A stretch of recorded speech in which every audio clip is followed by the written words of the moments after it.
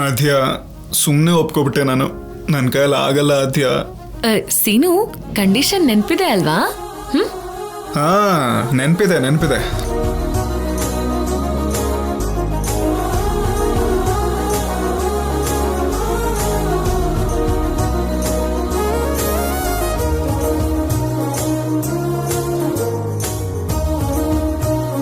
ಯಪ್ಪ, ನನ್ನ ಪ್ರೀತಿ ಸೋಲ್ಬೇಕು ಅಂತ ಇಷ್ಟೊಂದೆಲ್ಲ ಟ್ರೈ ಮಾಡ್ತಿದ್ಯಾ? ನಿನಗೆ ಚಾನ್ಸ ಕೊಡಲ್ಲ ಆದ್ಯ. ಸೀನು, ಈ ಸ್ಪರ್ಧೆಯಲ್ಲಿ ನಾನೇ ಗೆಲ್ತೀನಿ. ಇನ್ನು ನೀನ್ ಯಾವತ್ತೂ ಪ್ರೀತಿ ಬಗ್ಗೆ ಮಾತಾಡದೇ ಇರೋ ಹಾಗೆ ಮಾಡ್ತೀನಿ.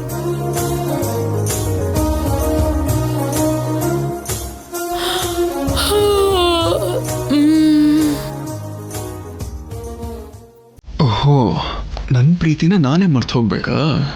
ಮಾಡ್ತೀನಿ ನಿನಗೆ, ಇರೋ.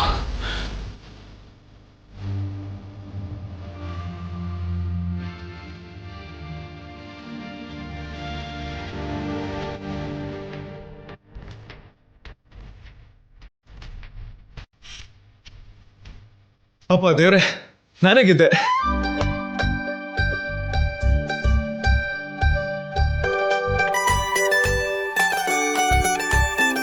ಸೀನು, ಇದು ಚೀಟಿಂಗ್. ನಾನ್ ಲೆಕ್ಕ ಮುಗಿಸೋದ್ರೊಳಗೆ ನೀನ್ ತಗೊಂಡಿದ್ಯಾ. ಗೆದ್ದಿದ್ದು ನಾನು, ನೀನಲ್ಲ. ಇದೊಳ್ಳೆ ಚೆನ್ನಾಗಿದ್ಯಪ್ಪ. ನೀನ್ ಪಕ್ಕದಲ್ಲೇ ಇದೆಯಾ ತಾನೆ? ನಾನೇ ಯಾವಾಗ ಎತ್ಕೊಂಡೆ? ಇಲ್ಲ ಸೀನು, ನೀನು ಆಗಾಗ ನಿದ್ದೆ ಮತ್ತಲ್ಲಿ ಮಲ್ಕೊಂಡೆ. ನೀನ್ ಇಷ್ಟೊಂದು ಲೆಕ್ಕ ಮಾಡಿದ್ಯಾ ಅಂದ್ರೆ ನಾನು ನಂಬಲ್ಲ. ನನ್ನ ಚೀಟ್ ಮಾಡಿ ನೀನ್ ಇದನ್ನೆಲ್ಲ ಎತ್ಕೊಂಡಿದ್ಯಾ. ಇದು ಮೋಸ. ನೀನ್ ಒಪ್ಕೊಳ್ಳಲ್ಲ ಅಂತ ಅರ್ಥ ಆಯ್ತು ಬಿಡು ಅತ್ಯ. ಒಟ್ನಲ್ಲಿ ಇಡೀ ರಾತ್ರಿ ನೀನು ಮಲಗ್ದಿರೋ ಹಾಗೆ ಮಾಡ್ದೆ. ಹಾಗೆ ನೋಡಿದ್ರು ನಾವೇ ಗೆದ್ದಿದ್ದು.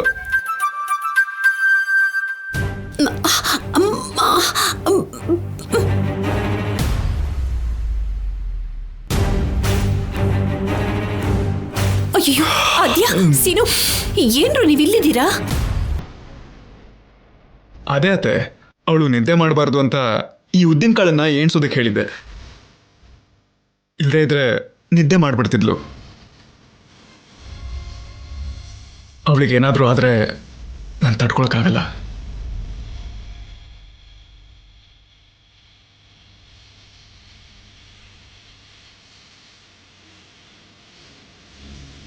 ಆದ್ಯನ ನಿನ್ನಷ್ಟು ಪ್ರೀತಿಸೋರು ಯಾರೂ ಇಲ್ಲ ಸೀನು. ನಿನ್ನ ಪ್ರೀತಿ ಗೆಲ್ಲಬೇಕು ಅಂತ ನಾನು ಅನ್ಕೊಳ್ತೀನಿ ಕಣೋ.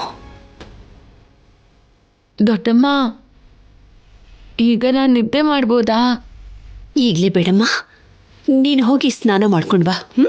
ಹೋಗು. ಹೋಗು.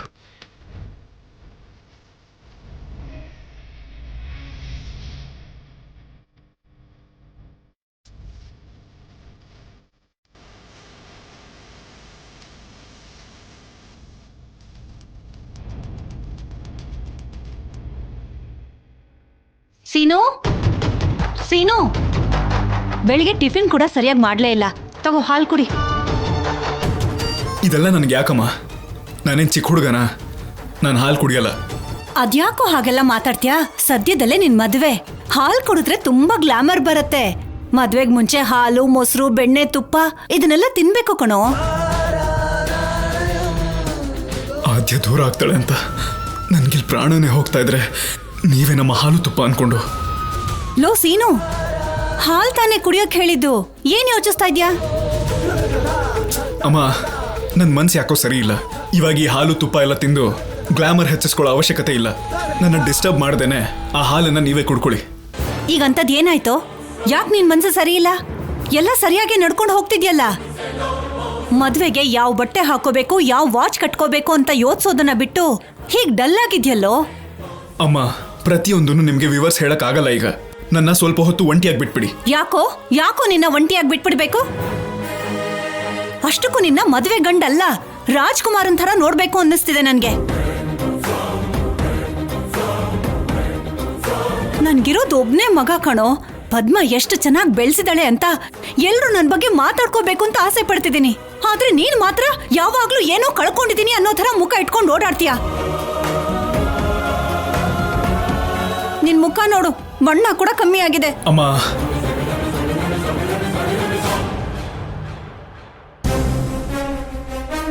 ಲೋ ನಿನ್ ಮನ್ಸಲ್ಲಿ ಏನಿದೆ ಅಂತನಾದ್ರೂ ಹೇಳು. ಯಾಕೆ ಯಾವಾಗ್ಲೂ ಹೇಗಿರ್ತೀಯ? ಪದ್ಮ,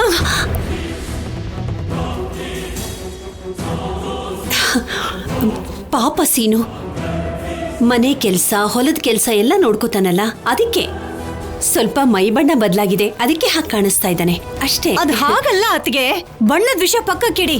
ಕೊನೆ ಪಕ್ಷ ಹಾಲ್ ಕುಡಿಯಕ್ ಏನಾಗಿದೆ ಇವನ್ಗೆ? ಮನ್ಸು ಚೆನ್ನಾಗಿಲ್ಲ ಅಂತಿದ್ದಾನೆ. ಪದ್ಮ, ಹಾಲು ಕುಡಿಬೇಕು ತಾನೆ? ಕೊಡಿಲ್, ನಾನು ಕುಡಿಸ್ತೀನಿ, ಕೊಡು, ನಾನು ಕೊಡ್ತೀನಿ, ಕೊಡು. ಏನೋ ಸೀನು ಇದು, ಪ್ರತಿಯೊಂದು ಚಿಕ್ಕ ವಿಷಯಕ್ಕೂ ಈ ರೀತಿ ಹಠ ಮಾಡೋದು ಸರಿ ಏನೋ? ನೀನು ಹಾಲು ಕುಡಿತಿಲ್ಲ ಅಂತ ನಿಮ್ಮಮ್ಮ ಎಷ್ಟು ಬೇಜಾರು ಮಾಡ್ಕೊಂಡಿದ್ದಾಳೆ ನೋಡು. ಮದುವೆ ನಿಶ್ಚಯ ಆದಮೇಲೆ ನೀನು ಈ ರೀತಿ ಮೌನವಾಗಿದ್ರೆ ನಾವೆಲ್ಲ ಏನು ಅನ್ಕೋಬೇಕು? ಮನೆ ಪರಿಸ್ಥಿತಿನೂ ಕೂಡ ಅರ್ಥ ಮಾಡ್ಕೋಬೇಕು ಸೀನು.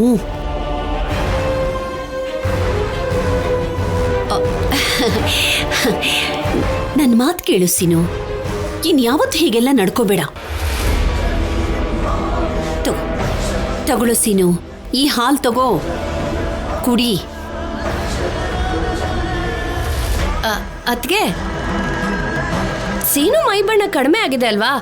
ಗಂಡಸರು ಕೂಡ ಬ್ಯೂಟಿ ಪಾರ್ಲರ್ ಸಲೂನ್ ಶಾಪ್ಗಳು ಇರುತ್ತಲ್ಲ, 1-2 ದಿನ ಅಲ್ಲಿ ಕಳಿಸಿದ್ರೆ ಒಳ್ಳೇದು. ಸೀನು ಮದುಮಗ ಆಗ್ತಿದ್ದಾನಲ್ವಾ, ಇನ್ನೂ ಚೆನ್ನಾಗಿ ಕಾಣಿಸ್ತಾನೆ. ಪಾರ್ವತಿ, ನನ್ನ ಸೀನುಗೆ ಅದ್ಯಾವ್ದ್ರ ಅಗತ್ಯನೂ ಇಲ್ಲ. ನನ್ನ ಸೀನು ಹುಣ್ಣಿಮೆ ಚಂದ್ರನ್ ಥರ ಯಾವಾಗ್ಲೂ ಅಂದವಾಗಿರ್ತಾರೆ. ಕರೆಕ್ಟಾಗಿ ಹೇಳಿದ್ರಿ ದೊಡ್ಡಮ್ಮ. ನನ್ ಮಾವ ಯಾವತ್ತಿದ್ರು ಹುಣ್ಣಿಮೆ ಚಂದ್ರನೇ. ಈ ಚಂದ ಮಾಮ ಇನ್ನೂ ಅಂದವಾಗಿ ಕಾಣ್ಬೇಕು ಅಂತ ಈ ಸೂಟ್ ತಂದೆ ದೊಡ್ಡಮ್ಮ.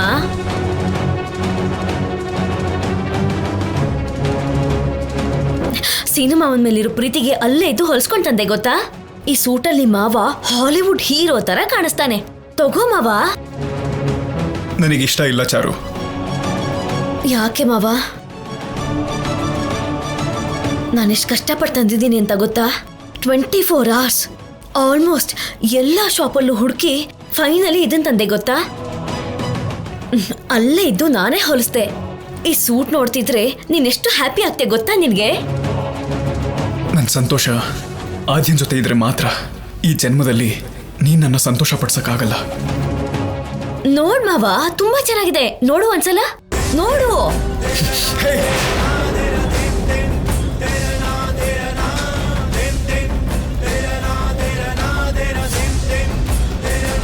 ಒಂದು ಸಲ ಹೇಳಿದ್ರೆ ಅರ್ಥ ಆಗಲ್ಲ ನಿನ್ಗೆ? ನನ್ಗೆ ಈ ತರ ಸೂಟ್ಗಳೆಲ್ಲ ಬೇಡ, ನನ್ಗಿಷ್ಟನೂ ಆಗಲ್ಲ. ಸೀನು, ಏನೋ ಇದು? ಅವಳು ನಿನ್ನ ಹೆಂಡತಿಯಾಗಿ ಉಳ್ಕಣೋ. ಆದ್ರೆ ಇನ್ನೂ ಹೆಂಡತಿ ಆಗಿಲ್ಲ ಅಲ್ವಮ್ಮ? ಅವಳು ಹದ್ಬಸ್ತಲ್ಲಿದ್ರೆ ಒಳ್ಳೇದು.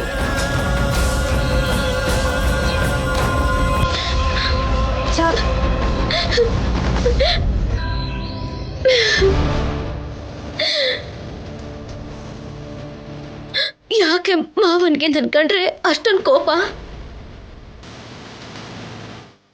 ಇಷ್ಟಪಟ್ಟು ಅವನಿಗೋಸ್ಕರ ಸೂಟ್ ತಗೊಂಡ್ ಬಂದೆ. ನಾನು ಅವನ್ನ ಪ್ರಾಣಕ್ಕಿಂತ ಹೆಚ್ಚಾಗಿ ಪ್ರೀತಿಸ್ತಾ ಇದ್ದೀನಿ. ನೀನ್ ಬೇಜಾರ್ ಮಾಡ್ಕೋಬೇಡ್ವೆ. ಯಾಕೋ ಅವ್ನ್ ಮನ್ಸು ಸರಿ ಇಲ್ಲ ಅಂತಿದ್ದ, ಅದಕ್ಕೆ ಹಾಗೆಲ್ಲ ನಡ್ಕೋತಿದ್ದಾನೆ. ಅವನ್ ಬಗ್ಗೆ ನಿನಗೆ ಗೊತ್ತಿದೆ ಅಲ್ವಾ? ಆತಿನ್ ಪ್ರೀತಿಸ್ತಾ ಇದ್ದಾನಲ್ಲ, ಅವನ ಮನ್ಸು ಹೇಗೆ ಚೆನ್ನಾಗಿರುತ್ತೆ ಅತ್ತೆ. ಅದೇನ್ ಬೇಕಾದ್ರೂ ಆಗ್ಲಿ, ನಾನು ಮಾತ್ರ ಮಾವನ್ನ ಬಿಟ್ಕೊಡಲ್ಲ. ಚಾರು, ಸೀನು ಮಾತನ್ನು ಕೇಳಿ ನೀನೇನು ಬೇಜಾರು ಮಾಡ್ಕೋಬೇಡಮ್ಮ. ಅವನಿಗೆ ನಾನು ಹೇಳ್ತೀನಿ. ನನಗೆ ಅರ್ಥ ಆಗುತ್ತೆ ದೊಡ್ಡಮ್ಮ. ಇದರಲ್ಲಿ ಸೀನು ಮಾವನ್ ತಪ್ಪೇನೂ ಇಲ್ಲ. ನಾನೇ ಅವನಿಷ್ಟ ಕಷ್ಟ ಏನು ತಿಳ್ಕೊಳ್ತೇನೆ ಸೂಟ್ ತಂದು ಕೊಟ್ಟು ಅವನಿಗೆ ಕೋಪ ಬರ್ಸ್ಬಿಟ್ಟೆ. ಇದ್ರಲ್ಲಿ ಮಾವನ್ ತಪ್ಪೇನೂ ಇಲ್ಲ ಬಿಡಿ ಅತ್ತೆ.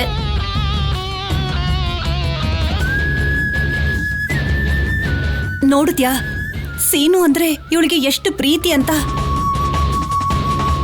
ನನ್ ಮಗನ್ನ ಅರ್ಥ ಮಾಡ್ಕೊಳ್ಳೋ ಅಂತ ಒಳ್ಳೆ ಗುಣ ಇದೆ ಇವಳಿಗೆ. ನಿನ್ನಂತ ಸೊಸೆ ಸಿಕ್ತಿದ್ದಾಳೆ ಅಂದ್ರೆ ಖಂಡಿತ ನಾನು ತುಂಬಾ ಪುಣ್ಯ ಮಾಡಿರ್ತೇನೆ. ನೀನೇನ್ ಬೇಜಾರ್ ಮಾಡ್ಕೋಬೇಡ. ನಮ್ಮ ಅತ್ತಿಗೆ ಹೇಳಿದ್ರೆ ಅವನು ಕೇಳ್ತಾನೆ.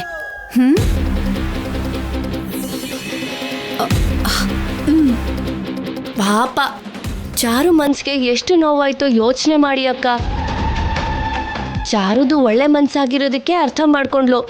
ಸೀನುಗೆ ಸ್ವಲ್ಪ ಅರ್ಥ ಮಾಡಿಸಿ ಅಕ್ಕ. ನಾನು ಮಾತಾಡ್ತೀನಿ ಪಾರ್ವತಿ.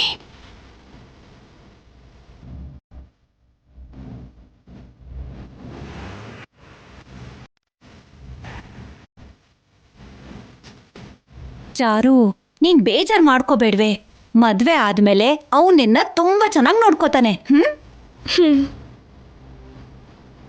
ಮೊದಲು ಮದುವೆ ನಡೆದ್ರೆ ಅಷ್ಟೇ ಸಾಕೋತೆ. ಸೀನು ಮಾವನ್ನ ಆಮೇಲೆ ನಾನೇ ಬದಲಾಯಿಸ್ಕೋತೀನಿ.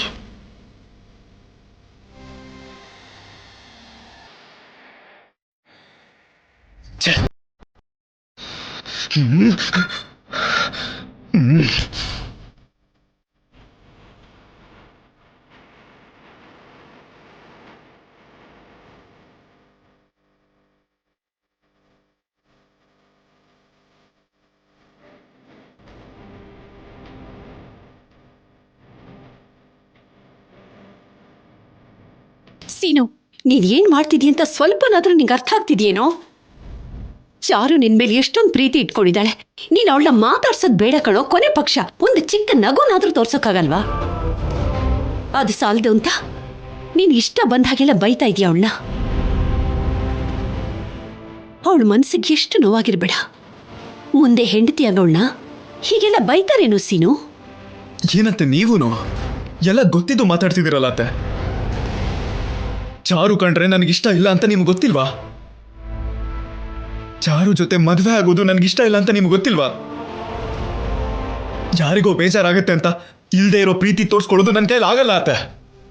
ಸೀನು, ಮದುವೆ ಅನ್ನೋದು ಸ್ವರ್ಗದಲ್ಲಿ ನಿಶ್ಚಯ ಆಗಿರುತ್ತೆ ಕಣೋ. ನಮ್ಮನ್ನ ನಂಬ್ಕೊಂಡು ಬಂದ ಹುಡುಗಿನ ಅವಳ ಮನ್ಸಿಗೆ ನೋವಾಗ್ದಿರೋ ಹಾಗೆ ನೋಡ್ಕೊಳ್ಳೋದೆ ಕಣೋ ದೊಡ್ಡ ಸಾಧನೆ. ಅವಳನ್ನ ನಮ್ಮ ಪ್ರಾಣದ ಹಾಗೆ ನೋಡ್ಕೋಬೇಕು ಅಷ್ಟೇ ಕಣೋ. ಅದನ್ನು ಬಿಟ್ಟು ಈ ರೀತಿಯೆಲ್ಲ ಅವಮಾನಿಸೋದಲ್ಲ ಕಣೋ. ಅಲ್ಲ ಅತ್ತೆ, ಮದ್ವೆ ಸ್ವರ್ಗದಲ್ಲಿ ನಿಶ್ಚಯ ಆಗುತ್ತೆ ಅಂತ ದೊಡ್ಡವ್ರು ಹೇಳ್ತಾರೆ ಅಲ್ವಾ? ನನಗೆ ಆದ್ಯನ್ ಜೊತೆ ಮದ್ವೆ ಆದ್ರೆ ಮಾತ್ರನೇ ಸ್ವರ್ಗ. ಚಾರು ಜೊತೆ ಏನಾದ್ರೂ ಮದ್ವೆ ಆದ್ರೆ ಪ್ರತಿ ಕ್ಷಣನೂ ನನಗೆ ನರಕ. ಸೀನು, ನಿನಗೆ ಹೇಗೆ ಹೇಳಬೇಕು ಅಂತಾನೆ ಅರ್ಥ ಆಗ್ತಿಲ್ವೋ? ನನ್ಗ್ಯಾಕೋ ನೀನೇ ನಿನ್ನ ಪ್ರೀತಿ ಬಗ್ಗೆ ಮನೇಲಿರೋರಿಗೆಲ್ಲ ಗೊತ್ತಾಗೋ ಹಾಗೆ ಮಾಡ್ತೀಯೇನೋ ಅನ್ನಿಸ್ತಿದೆ. ಅದ್ ಹೇಗತ್ತೆ? ಆದ್ಯ ಒಪ್ಕೊಳ್ದೇನೆ ನಾನು ಹೇಗ್ ಮಾಡ್ಲಿ? ಆದ್ಯ ಮೇಲೆ ನನಗಿರೋ ಪ್ರೀತಿನೇ ನನ್ನ ಕೈಯಲ್ಲಿ ಇದನ್ನೆಲ್ಲ ಮಾಡಿಸ್ತಿರೋದು ಅತ್ತೆ. ಆದ್ಯ ನನ್ನ ಪ್ರೀತಿನ ಒಪ್ಕೊಳ್ಳೋವರೆಗೂ ನಾನೇ ಯಾರಿಗೂ ಹೇಳಲ್ಲ. ನೀನು ಚಾರು ಜೊತೆ ಹೀಗೆ ನಡ್ಕೊಳ್ತಿದ್ರೆ ಮನೇಲಿ ಎಲ್ರಿಗೂ ಅನುಮಾನ ಬಂದೇ ಬರುತ್ತೆ. ನಿನಗೆ ಈ ಮದುವೆ ಇಷ್ಟ ಇಲ್ಲ ಅನ್ನೋದು ಗೊತ್ತಾಗ್ಬಿಡುತ್ತೆ. ಅದು ಅಲ್ಲದೆ ನಿಮ್ಮಮ್ಮನಿಗೆ ಆದ್ಯನ ನೋಡಿದ್ರೆ ಸಾಕು ತುಂಬಾ ಕೋಪ ಬಂದ್ಬಿಡುತ್ತೆ. ಆದ್ಯನಿಗೆ ನೀನು ಇಷ್ಟ ಇಲ್ಲ ಅಂತ ಆದ್ಯ ಹೇಳಿದಾಳ್ತಾನೆ. ನೀನು ಇದೇ ರೀತಿ ಮಾಡ್ತಾ ಇದ್ರೆ ನಿಮ್ಮಿಬ್ರು ಪ್ರೀತಿ ವಿಷಯ ಈ ಮನೇಲಿ ಎಲ್ರಿಗೂ ಗೊತ್ತಾದ ದಿವಸ ಆದ್ಯನ ಅವಳು ಕತ್ತಿ ಹಿಡಿದು ಮನೆಯಿಂದ ಆಚೆ ನೂಗ್ತಾಳೆ. ಆದ್ಯನ ಮಾತ್ರ ಅಲ್ವೋ, ಆದ್ಯನ್ ಕರ್ಕೊಂಡು ಬಂದ ನನ್ನನ್ನು ಕೂಡ ಈ ಮನೆಯಿಂದ ಹೊರಗಡೆ ಹಾಕ್ಬಿಡ್ತಾರೆ ಕಣೋ ಎಲ್ರು. ಯಾಕತ್ತೆ ಹೀಗೆ ಮಾತಾಡ್ತಿದ್ದೀರಾ? ಆದ್ಯನ್ ಮೇಲೆ ಎಷ್ಟು ಪ್ರೀತಿ ಇದೆಯೋ ನಿಮ್ ಮೇಲೆ ಅಷ್ಟೇ ಗೌರವ ಇದೆ. ಆ ಪರಿಸ್ಥಿತಿ ಯಾವತ್ತೂ ಬರಕ್ ಬಿಡಲ್ಲ. ಆದ್ರೆ ಒಂದ್ ಮಾತ್ರ ನಿಜ ಅತ್ತೆ, ಆದ್ಯ ಇಲ್ದೇನೆ ನಾನು ನೆಮ್ಮದಿಯಾಗಿ ಬದುಕಕ್ ಚಾನ್ಸೇ ಇಲ್ಲ. ಚಾರುನ ಮದ್ವೆ ಮಾಡ್ಕೊಂಡು ಸಂತೋಷವಾಗಿ ನೋಡ್ಕೊಳಕ್ ಆಗಲ್ಲ.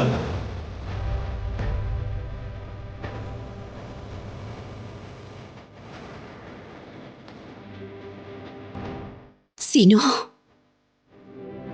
ಆದ್ಯನಿಗೂ ಕೂಡ ಬೇರೆ ದಾರಿನೇ ಇಲ್ವೋ?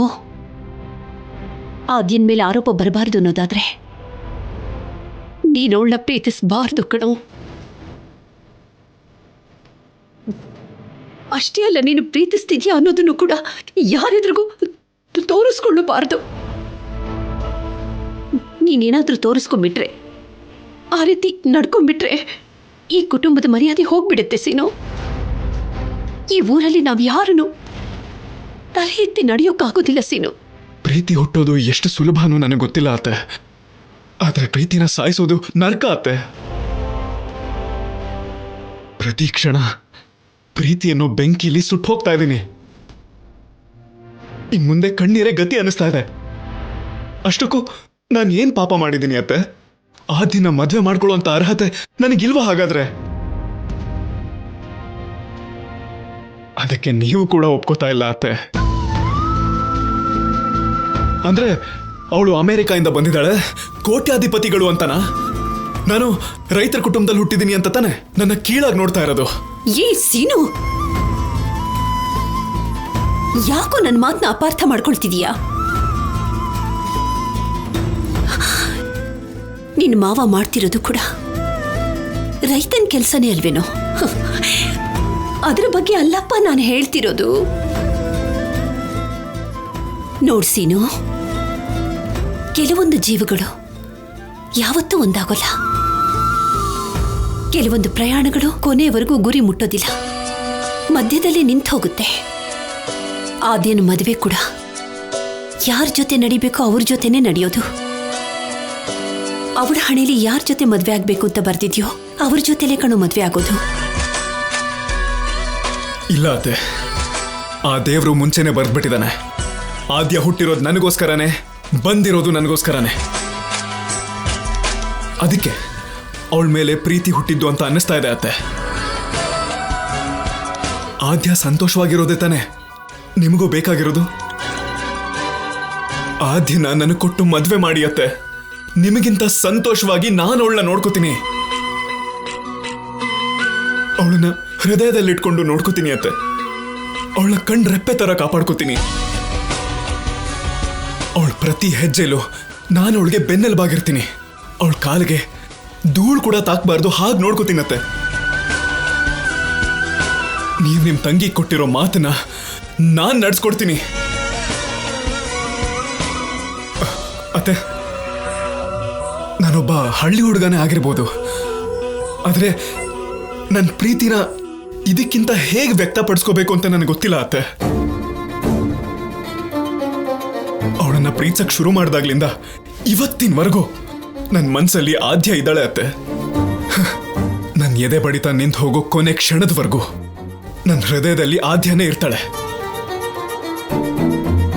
ನೋಡಿ ಅತ್ತೆ, ನನಗೆ ನಿಶ್ಚಿತಾರ್ಥ ಅಷ್ಟೇ ಆಗಿರೋದು. ಅದು ಗಂಡ ಹೆಂಡತಿ ಸಂಬಂಧ ಆಗೋಕ್ಕೂ ಮುಂಚೆ ನನ್ನ ಮನ್ಸಲ್ಲಿರೋ ಮಾತನ್ನ ನಿಮ್ಮ ಹತ್ರ ಹೇಳ್ಕೊಂಡಿದ್ದೀನಿ. ನಾನು ಯಾರಿಗೂ ಇದರಲ್ಲಿ ಮೋಸ ಮಾಡ್ತಾ ಇಲ್ಲ ಅತ್ತೆ.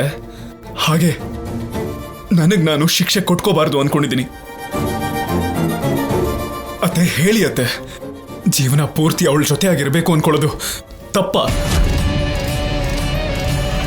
ನಾನು ಆದ್ಯನ ಪ್ರೀತಿಸ್ತಿರೋದು ತಪ್ಪ? ಪ್ರೀತಿಸಿದಂತ ಹುಡುಗಿನ ಮದ್ವೆ ಮಾಡ್ಕೋಬೇಕು ಅನ್ಕೊಳ್ಳೋದು ತಪ್ಪ?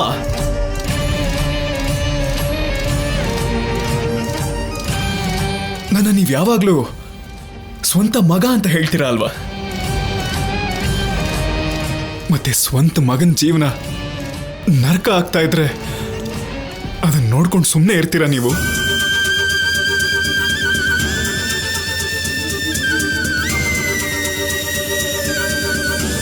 ನಾವು ಪ್ರೀತಿಸಿದಂಥ ವ್ಯಕ್ತಿ ನಮ್ಮಿಂದ ದೂರ ಆದ್ರೆ ಎಷ್ಟು ನೋವಾಗುತ್ತೆ ಅಂತ ನಿಮಗೆ ಗೊತ್ತು ಅತ್ತೆ. ಚಿಕ್ಕತ್ತೆ ವಾಪಸ್ ಬರಲ್ಲ ಅಂತ ಗೊತ್ತಿದ್ರು ನೀವು ಎಷ್ಟು ನೋವು ಅನುಭವಿಸ್ತಾ ಇದ್ದೀರಾ ಅಂತ ನನಗೆ ಗೊತ್ತು ಅತ್ತೆ.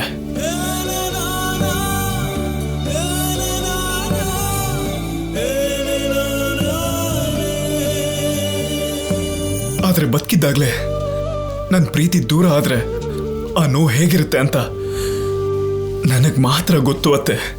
ನನ್ನೊಬ್ಬನಿಗೆ ಮಾತ್ರ ಗೊತ್ತು.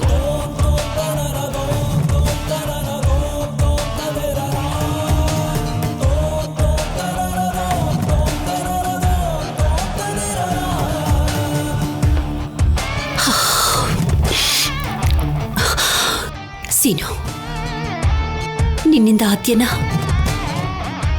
ಮರೆಯೋದಕ್ಕೆ ಆಗಲ್ವಾ ಸೀನು? ಈ ಪ್ರಾಣ ಇರೋವರೆಗೂ ನಾನು ಮರೆಯಕ್ಕಾಗಲ್ಲ ಅತ್ತೆ. ಸಾಧ್ಯ ಇಲ್ಲ. ಸರಿ, ಹಾಗಾದ್ರೆ ಒಂದು ಕೆಲಸ ಮಾಡ್ತೀಯಾ? ಏನತ್ತೆ ಅದು? ನಾನು ಆದ್ಯನ್ಗೋಸ್ಕರ ನನ್ನ ಪ್ರಾಣ ಬೇಕಾದ್ರೂ ಕೊಡೋದಕ್ಕೆ ಸಿದ್ಧವಾಗಿದ್ದೀನಿ. ಹೇಳಿ ಅತ್ತೆ.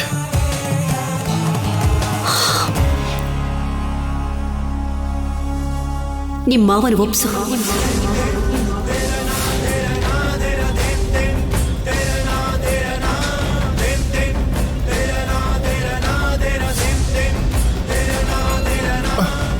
ಮಾವನ್ನ ಹೇಗೆ ಒಪ್ಪಿಸ್ಲಿ ನಾನು? ಒಪ್ಪಿಸ್ಲೇಬೇಕು. ನಿಮ್ಮ ಮದುವೆ ನಿರ್ಧಾರ ಮಾಡಿದ್ದು ನಿಮ್ಮ ಮಾವ, ನಿಮ್ಮನ್ನು ಒಪ್ಸಿದ್ದು ನಿಮ್ಮ ಮಾವ, ನಿಮ್ಮ ಮದುವೆ ಮಾಡ್ತಿರೋದು ಕೂಡ ನಿಮ್ಮ ಮಾವನೇ. ಮಾವನ ಹೌದು, ಮಾವನ ಹತ್ರ. ನಿಮ್ಮ ಮಾವನ ಹತ್ರ ಹೋಗಿ ನೀನು ಅವಳನ್ನ ಪ್ರೀತಿಸ್ತಿರೋ ವಿಷಯ ಹೇಳು, ಮದುವೆಗೆ ಒಪ್ಸು.